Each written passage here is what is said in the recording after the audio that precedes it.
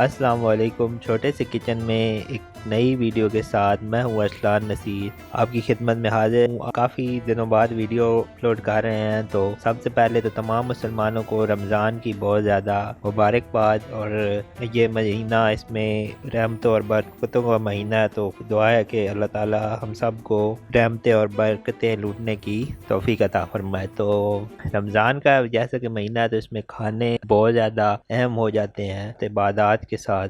इसलिए आज आपके लिए लाया हूँ इफ्तार की सबसे ज़्यादा अहम डिश है पकोड़े। और ये पकोड़े हैं जो कि बहुत सी किस्मों के होते हैं, तो सबसे ये आसान तरीके वाले हैं, वो मैंने आपके लिए बनाने के लिए पेश किए हैं। तो इसमें हम बहुत ही यानी कि सिंपल से आलू के पकोड़े होंगे वो वाले आपको, और इसी तरह से मज़ीद रमज़ान के हवाले से बहुत अच्छी अच्छी रेसिपीज़ भी आती रहेंगी। तो चैनल को सब्सक्राइब कर लें। वीडियो शुरू करते हैं। अब सादा सी रेसिपी है, इसमें आपने काट के एक अदद प्याज ले लें, या जितना इसमें ज़रूरत, प्याज, सब्ज मिर्च, धनिया, तरह के आप काट के ये मसाला बना लें। इसमें आप आलू जो है ना, छोटे भी डाल सकते हैं, बड़े भी, लेकिन ये हम बड़े गोल आलू काटेंगे तो वो डाल के, और इसको ये बहुत ही सिंपल सा है। तो इसमें बेसन डाल के, थोड़ा सा पानी डाल के, और इस तरह से पैन में ऑयल गरम करके उसमें इसको ताल लेना है। यानी कि बहुत सिंपल है, ये आपको सिंपल बताया है। इसमें आप अपनी मर्जी से थोड़ा बहुत ऐड इस टाइप के है कि लाइट से होते हैं और देखे बहुत प्यारे लगते हैं। इसके अलावा जो दुकान वगैरह पे मिलते हैं क्रिस्पी पकौड़े, कुछ रेसिपीज में हमने पिछले साल भी बनाई थी, उसकी आपको